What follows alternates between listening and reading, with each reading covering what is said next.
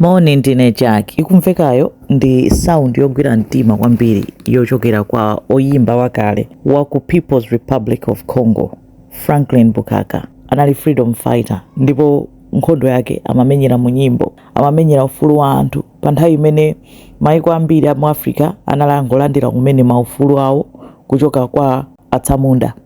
Komano angakhala malandira maufulu awo maiko amene anali oti ali rich kwambiri, ali ndi miyala, ali ndi chuma cha munthaka, amakhala kuti pansi akulamuliridwabe ndi atsamunda aja.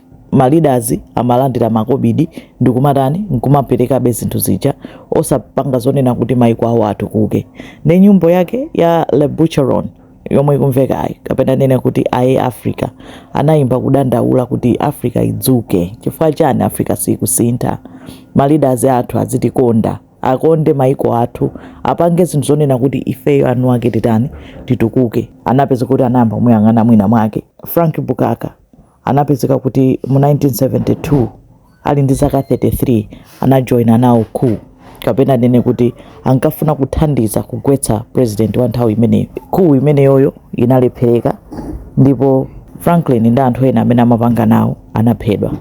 Chokopsa kwambiri nchonena kuti kufikira lero thupi la Franklin silinataniso, silinapezekenso, koma nyimbo yake imalirabe. Imene inde sound ya Franklin Bukaka.